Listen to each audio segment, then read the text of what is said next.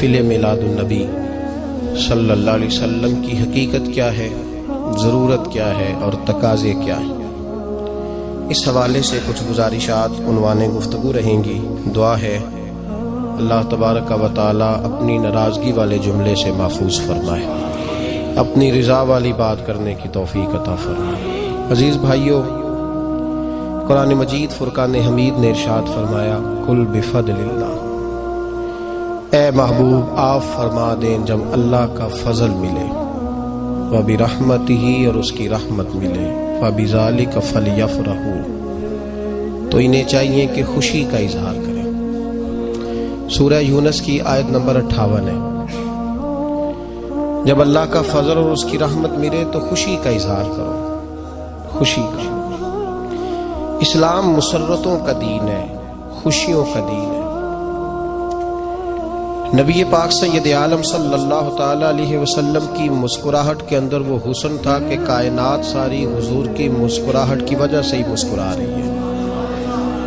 حضرت جریر ابن عبداللہ رضی اللہ تعالیٰ عنہ حضور کے صحابی ہیں، وہ فرماتے ہیں کہ جب حضور مدینہ طیبہ تشریف لائے تو میں ملاقات کے لیے حاضر ہوا۔ پہلے دن میں حضور سے ملا تو نبی پاک مسکرا رہے تھے، پھر 10 سال میں حضور کو دیکھتا رہا۔ حضور کے وصال سے چند دن پہلے میری جو آخری ملاقات ہوئی تو اس میں بھی میں نے اپنے نبی کو مسکراتے ہی دیکھا ہے۔ اور فاضل بریلوی رحمۃ اللہ تعالی علیہ نے تو اس تخیل کا اور رنگ میں لیا ہے۔ وہ کہتے ہیں حضور کے مسکرانے سے ہی دنیا مسکراتی ہے۔ فرماتے ہیں جس کی تسکی سے روتے ہوئے ہنس پڑے۔ جب حضور ہلکا سا مسکراتے تھے تو رونے والوں کے دل بھی ٹھنڈے ہو جایا کرتے، غمزدہ لوگ مسکراتے تھے۔ حضور کی خوشیاں تقسیم کرتی تھی۔ نبی پاک صلی اللہ علیہ وسلم کا مسکرانا امت کے دلوں کو ٹھنڈا کرتا تھا۔ فرمایا جس کی تسکی سے روتے ہوئے ہنس پڑے اس تبسم کی عادت پہ لاکھوں سلام۔ اور فرمایا یہ نہیں تھا کہ حضور بڑے تکلف سے مسکراتے تھے، حضور کی تو عادت تھی، اس تبسم کی عادت پہ لاکھوں سلام، مسکراتے رہنا، خوشی کا اظہار۔ اسلام بہت ساری چیزوں کا انسان کو پابند کرتا ہے، حدود و قیود میں رہنے کا حکم دیتا ہے۔ صحابہ کرام علیہم رضوان کے ہاں شادی کے موقع پر بارات لے کر کے جانے کا کوئی رواج نہیں تھا۔ حضرت عبد الرحمن ابن عوف رضی اللہ تعالیٰ عنہ جیسے مالدار لوگ بھی شادی کرتے ہیں تو نبی پاک کے بغیر بھی بارات چلی جاتی ہے۔ کوئی کانسیپٹ نہیں اس طرح کا کہ ڈھیروں بارات لے کے جائی جائے۔ حضرت عبد الرحمن ابن عوف کہتے ہیں میں حضور کی بارگاہ میں آیا تو سفید کپڑے پر پیلا زرد نشان تھا۔ حضور نے فرمایا کیا ہوا، یہ داغ کاہے کا؟ عرض کی حضور کل میں نے نکاح کیا تھا۔ تو محبوب نے جو ارشاد فرمایا اس میں فرمایا بڑی اچھی بات ہے، ولیمہ ضرور کرنا، چاہے ایک بکری ہی ذبح کرنا۔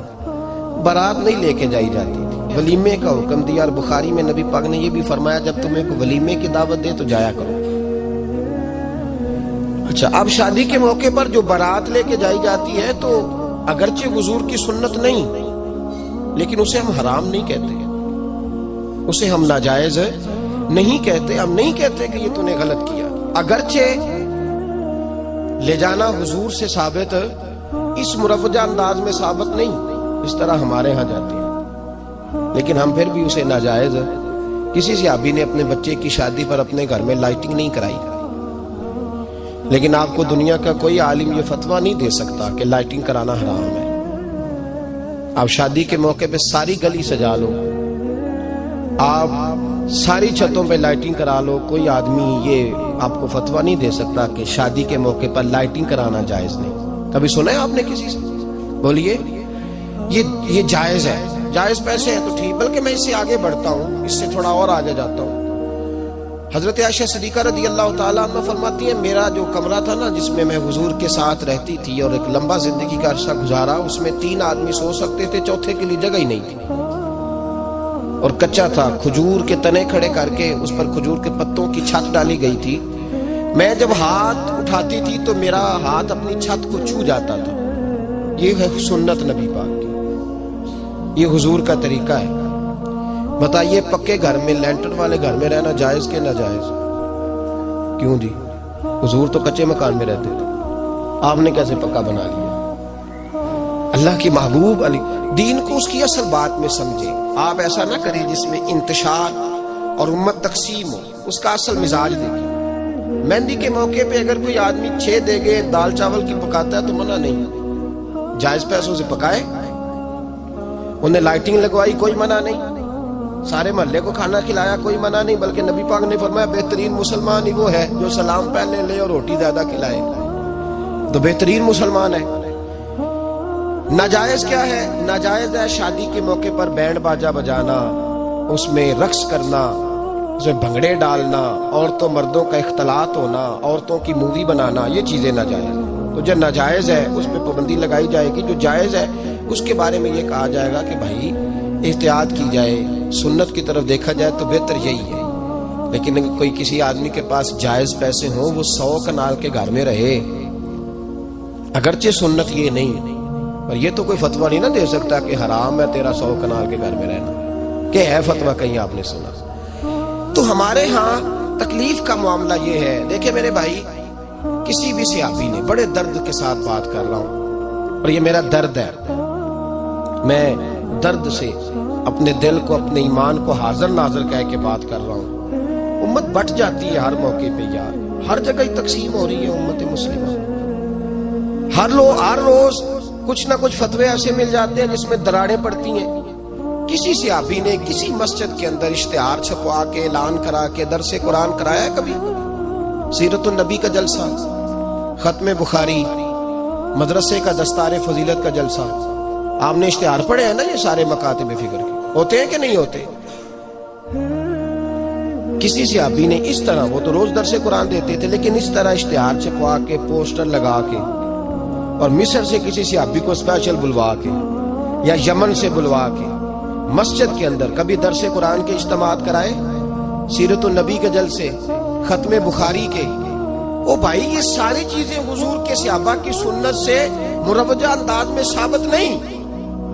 مجھے بتا میرے بھائی, میں درد کے ساتھ تجھ سے سوال کرتا ہوں کہ سیرت النبی کے جلسے میں تو پشاور سے مولانا بلائے, پنڈی سے بلائے, تو گجرات اور کراچی سے لوگوں کو بلا کر کے اگر سیرت کا جلسہ کرائے, اور تو اس میں ایک آدمی کو کراچی سے بلوایا جا رہا ہے تو تو نے اس کو 20,000 کی ٹکٹ بھی دی, اور اشتہار پہ بھی جلسے پہ خرچ ہوا, پھر لنگر بھی پکا, کھانا بھی تو نے کھلایا, نہ تجھے کوئی بیوہ یاد آئی, نہ تجھے کوئی مسکین یاد آیا, نہ تجھے کوئی غریب یاد آیا. حالانکہ کہنا چاہیے تھا نا, یہ جو لاکھ روپیہ لگ رہا ہے کسی بیوہ کی خدمت کر دینی چاہیے, یتیم کو دے دینا چاہیے.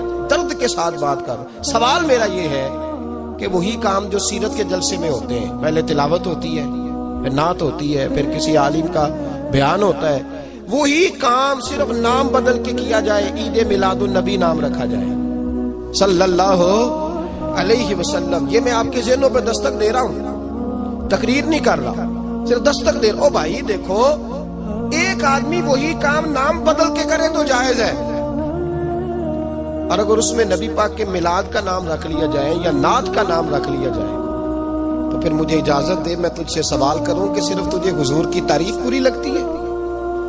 پھر مجھے اجازت دے کہ میں تجھ سے پوچھوں کہ صرف تجھے نعت اچھی نہیں لگتی؟ پھر مجھے اجازت دے کہ میں تجھ سے پوچھوں کہ تجھے صرف رسول اللہ کے قصیدے اچھے نہیں لگتے؟ دے مجھے اجازت کہ میں تجھ سے سوال کروں کہ جہاں ذکر رسول کی بات آئے وہاں تو پریشان کیوں ہوتا ہے؟ تجھے پتہ ہی نہیں یہ تو وہ ذکر ہے کہ رب فرماتا ہے تم بیان کرو نہ کرو وَرَفَعْنَا لَكَ ذِكْرَكَ, محبوب میں نے خود تیرے چرچے ساری دنیا میں بلند فرما دیے. اور نبی پاک نے پوچھا حضرت جبریل سے کہ چل جبریل تو بتا میری امت کو پتہ چلے رب نے میرا ذکر کیسے بلند کیا ہے. جناب جبریل کہنے لگے محبوبہ رب فرماتا ہے میرے نبی سے کہہ دے جہاں جہاں تیرے رب کا ذکر ہوگا وہاں وہاں تیرا بھی ذکر ہوتا رہے گا. یہ تو محتاج ہی نہیں کسی کا. اتنی جلدی لوگ بپھرتے ہیں. اللہ فرماتا ہے قل بفضل اللہ وبرحمتہ فبذلک فلیفرح. محبوب ان سے کہہ دو جب اللہ کا فضل ملے, جب اللہ کی رحمت ملے تو خوشی مناؤ. تیرا نہیں مجھے پتا, مجھے تیرا نہیں پتا, لیکن مجھ سے اگر تو پوچھے تو کائنات میں رب کا سب سے بڑا فضل بھی محمد مصطفیٰ ہی ہے, اور سب سے بڑی رحمت بھی محمد مصطفیٰ ہی ہے. وہ دو عالم کی رحمت تھے, وہ جہاں چاہتے وہیں رہتے. یہ تو مہربانی ہے کہ یہ عالم پسند آیا. رب کریم نے تجھے آنکھ دی, دنیا دیکھی تو نے. رب کریم نے تجھے قوت دی, تو نے دنیا گھومی. اور پھر رب نے تجھے بیٹے دیے تو میٹھا میوہ, اور بیٹیاں دی تو تیرے لیے باعث کرم. تیری چھاتی پہ بچے چڑھے تو تو نے کہا سب سے بڑی نعمت یہی ہے. کہ مالک کہتا ہے تو میرا بندہ تھا, میں نے دینا ہی تھا. تو نے دیا, احسان نہیں جتلایا. لیکن جب اپنا نبی دیا تو کہا میں نے بڑا احسان کیا تم پہ. لقد من اللہ علی المؤمنین اذ بعث فیہم رسولا, میں نے تم پر احسان کیا ہے. کون دیتا ہے کسی کو محبوب اپنا, نہ جانے رب نے یہ کیسے گوارا کیا. لقد من اللہ علی المؤمنین اذ بعث فیہم رسولا, اتنا بڑا فضل, اتنا بڑا فضل. فضل بھی حضور. اور جب بات رحمت کی آئی تو فرمایا مومنوں صرف تمہیں ہی نہیں, عیسائیوں, یہودیوں, سکھوں, دنیا میں جتنی مخلوق ہے, حتیٰ کہ جانور بھی, حتیٰ کہ چونٹیاں, نباتات, جمادات, ہر چیز. یا اللہ تو نے کیا دیا؟ فرمایا وما ارسلناک الا رحمتا للعالمین, میں جس کا رب ہوں ان سب کے لیے میں نے اپنے نبی کو رحمت بنا کے بھیج دیا ہے. بیٹے کے آنے پہ تو مٹھائی بانٹتا ہے, میلاد والے دن تو لائٹیں بند کر لیتا ہے. بیٹے کے آنے پر تو حلوائی بٹھاتا ہے, اور نبی پاک کے نام کی لائٹیں لگی ہوں تو پریشان ہوتا ہے.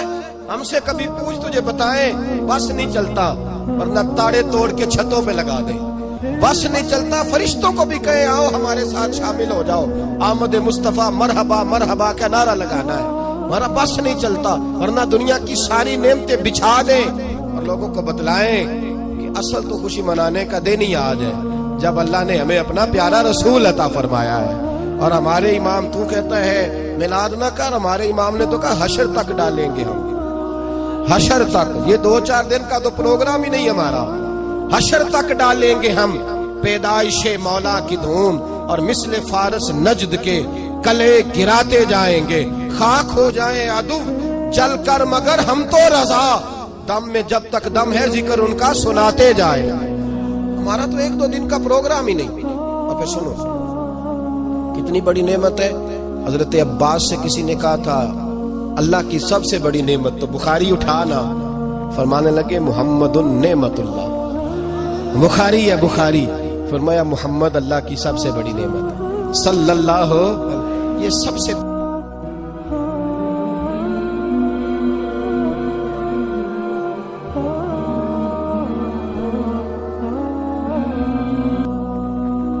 محفل میلاد النبی صلی اللہ علیہ وسلم کی حقیقت کیا ہے, ضرورت کیا ہے اور تقاضے کیا ہیں. اس حوالے سے کچھ گزارشات عنوان گفتگو رہیں گی.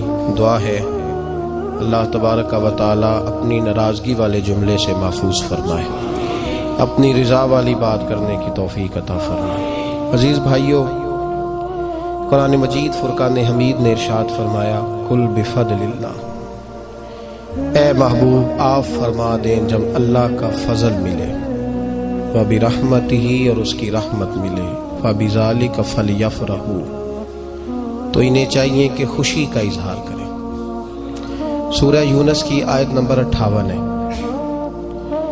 جب اللہ کا فضل اور اس کی رحمت ملے تو خوشی کا اظہار کرو, خوشی کا. اسلام مسرتوں کا دین ہے, خوشیوں کا دین ہے. نبی پاک سید عالم صلی اللہ تعالی علیہ وسلم کی مسکراہٹ کے اندر وہ حسن تھا کہ کائنات ساری حضور کی مسکراہٹ کی وجہ سے ہی مسکرا رہی ہے.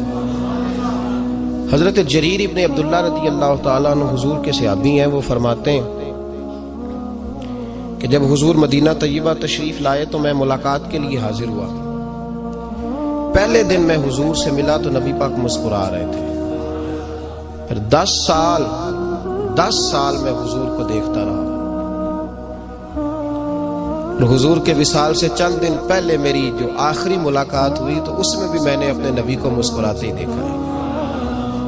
اور فاضل بریلوی رحمۃ اللہ تعالی علیہ نے تو اس تخیل کو اور رنگ میں لیا ہے. وہ کہتے ہیں حضور کے مسکرانے سے ہی دنیا مسکراتی. فرماتے ہیں جس کی تسکی سے روتے ہوئے ہنس پڑے.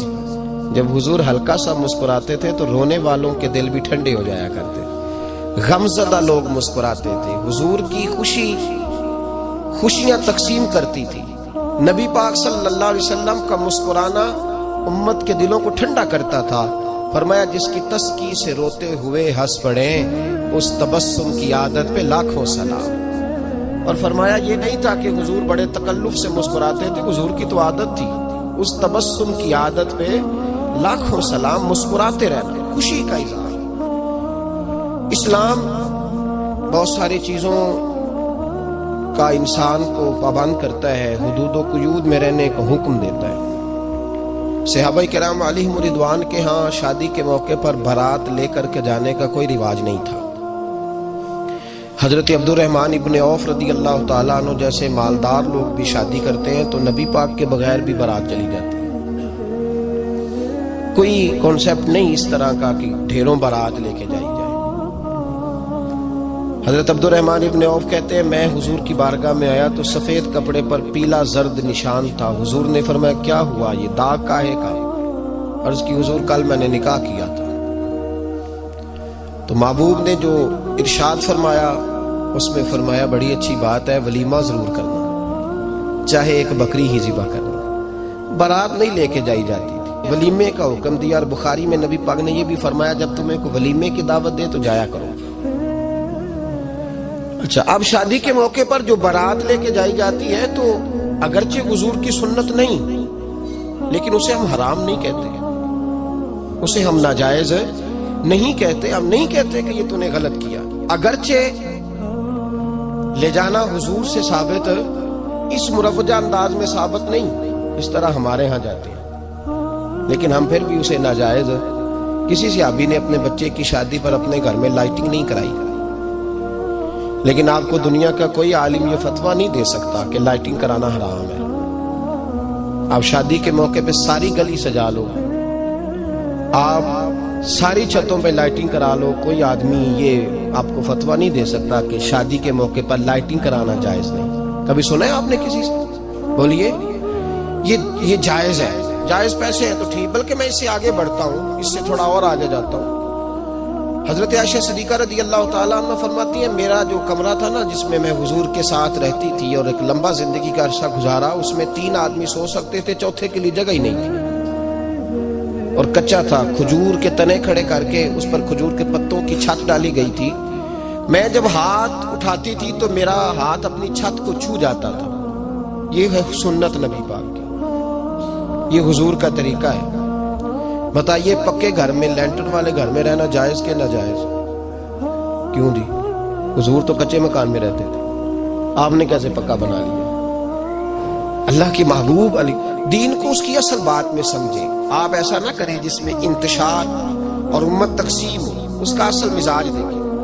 مہندی کے موقع پہ اگر کوئی آدمی 6 دیگے دال چاول کی پکاتا ہے تو منع نہیں, جائز پیسوں سے پکائے. انہیں لائٹنگ لگوائی, کوئی منع نہیں. سارے محلے کو کھانا کھلایا, کوئی منع نہیں. بلکہ نبی پاک نے فرمایا بہترین مسلمان ہی وہ ہے جو سلام پہلے لے اور روٹی زیادہ کھلائے, تو بہترین مسلمان ہے. ناجائز کیا ہے؟ ناجائز ہے شادی کے موقع پر بینڈ باجا بجانا, اس میں رقص کرنا, اس میں بھنگڑے ڈالنا, عورتوں مردوں کا اختلاط ہونا, عورتوں کی مووی بنانا, یہ چیزیں ناجائز ہیں. تو جو ناجائز ہے اس پہ پابندی لگائی جائے گی. جو جائز ہے اس کے بارے میں یہ کہا جائے گا کہ بھائی احتیاط کی جائے, سنت کی طرف دیکھا جائے تو بہتر یہی ہے. لیکن اگر کوئی کسی آدمی کے پاس جائز پیسے ہوں, وہ 100 کنال کے گھر میں رہے, اگرچہ سنت یہ نہیں, اور یہ تو کوئی فتویٰ نہیں نہ دے سکتا کہ حرام ہے تیرا 100 کنال کے گھر میں رہنا, کہ ہے فتویٰ کہیں آپ نے سنا؟ تو ہمارے ہاں تکلیف کا معاملہ یہ ہے. دیکھیں میرے بھائی, کسی بھی صحابی نے, بڑے درد کے ساتھ بات کر رہا ہوں اور یہ میرا درد ہے, میں درد سے اپنے دل کو, اپنے ایمان کو حاضر ناظر کہہ کے بات کر رہا ہوں. امت بٹ جاتی ہے ہر موقع پہ یار, ہر جگہ ہی تقسیم ہو رہی ہے امت مسلمہ. ہر روز کچھ نہ کچھ فتوے ایسے مل جاتے ہیں جس میں دراڑیں پڑتی ہیں. کسی صحابی نے کسی مسجد کے اندر اشتہار چھپوا کے اعلان کرا کے درس قرآن کرایا ہے کبھی؟ سیرت النبی کا جلسہ, ختم بخاری, مدرسے کا دستار فضیلت کا جلسہ, آپ نے اشتہار پڑھے ہیں نا یہ سارے مکاتب فکر کے, ہوتے ہیں کہ نہیں ہوتے؟ کسی صحابی نے اس طرح, وہ تو روز درس قرآن دیتے تھے, لیکن اس طرح اشتہار چھپوا کے, پوسٹر لگا کے, اور مصر سے کسی صحابی کو اسپیشل بلوا کے یا یمن سے بلوا کے مسجد کے اندر کبھی درس قرآن کے اجتماعات کرائے، سیرت النبی کے جلسے، ختم بخاری کے. وہ بھائی یہ ساری چیزیں حضور کے صحابہ کی سنت سے مروجہ انداز میں ثابت نہیں. مجھے بتا میرے بھائی، میں درد کے ساتھ تجھ سے سوال کرتا ہوں کہ سیرت النبی کے جلسے میں تو پشاور سے مولانا بلائے، پنڈی سے بلائے، تو گجرات اور کراچی سے لوگوں کو بلا کر کے اگر سیرت کا جلسہ کرائے، اور تو اس میں ایک آدمی کو کراچی سے بلوایا جا رہا ہے تو تو نے اس کو 20,000 کی ٹکٹ بھی دی، اور اشتہار پہ بھی جلسے میں خرچ ہوا، پھر لنگر بھی پکا، کھانا بھی تو نے کھلایا، نہ تجھے کوئی بیوہ یاد آئی، نہ تجھے کوئی مسکین یاد آیا، نہ تجھے کوئی غریب یاد آیا. حالانکہ کہنا چاہیے تھا نا یہ جو ₹1,00,000 لگ رہا ہے کسی بیوہ کی خدمت کر دینی چاہیے، یتیم کو دے دینا چاہیے. درد کے ساتھ بات کر. سوال میرا یہ ہے کہ وہی کام جو سیرت کے جلسے میں ہوتے ہیں، پہلے تلاوت ہوتی ہے، پھر نعت ہوتی ہے، پھر کسی عالم کا بیان ہوتا ہے، وہی کام صرف نام بدل کے کیا جائے، عید میلاد النبی نام رکھا جائے صلی اللہ علیہ وسلم. یہ میں آپ کے ذہنوں پہ دستک دے رہا ہوں، تقریر نہیں کر رہا، صرف دستک دے رہا. او بھائی دیکھو، ایک آدمی وہی کام نام بدل کے کرے تو جائز ہے، اور اگر اس میں نبی پاک کے میلاد کا نام رکھ لیا جائے یا نعت کا نام رکھ لیا جائے تو پھر مجھے اجازت دے میں تجھ سے سوال کروں کہ صرف تجھے حضور کی تعریف پوری لگتی ہے؟ پھر مجھے اجازت دے کہ میں تجھ سے پوچھوں کہ صرف تجھے نعت اچھی نہیں لگتی؟ پھر مجھے اجازت دے کہ میں تجھ سے پوچھوں کہ تجھے صرف رسول اللہ کے قصیدے اچھے نہیں لگتے؟ دے مجھے اجازت کہ میں تجھ سے سوال کروں کہ جہاں ذکر رسول کی بات آئے وہاں تو پریشان کیوں ہوتا ہے؟ تجھے پتہ ہی نہیں یہ تو وہ ذکر ہے کہ رب فرماتا ہے تم بیان کرو نہ کرو وَرَفَعْنَا لَكَ ذِكْرَكَ، محبوب میں نے خود تیرے چرچے ساری دنیا میں بلند فرما دیے. اور نبی پاک نے پوچھا حضرت جبریل سے کہ چل جبریل تو بتا میری امت کو پتہ چلے رب نے میرا ذکر کیسے بلند کیا ہے. جناب جبریل کہنے لگے محبوبہ رب فرماتا ہے میرے نبی سے کہہ دے جہاں جہاں تیرے رب کا ذکر ہوگا وہاں وہاں تیرا بھی ذکر ہوتا رہے گا. یہ تو محتاج ہی نہیں کسی کا. اتنی جلدی لوگ بپھرتے ہیں. اللہ فرماتا ہے قل بفضل اللہ وبرحمتہ فبذلک فلیفرح. محبوب ان سے کہہ دو جب اللہ کا فضل ملے، جب اللہ کی رحمت ملے تو خوشی مناؤ. تیرا نہیں مجھے پتا، مجھے تیرا نہیں پتا، لیکن مجھ سے اگر تو پوچھے تو کائنات میں رب کا سب سے بڑا فضل بھی محمد مصطفیٰ ہی ہے، اور سب سے بڑی رحمت بھی محمد مصطفیٰ ہی ہے. وہ دو عالم کی رحمت تھے، وہ جہاں چاہتے وہیں رہتے.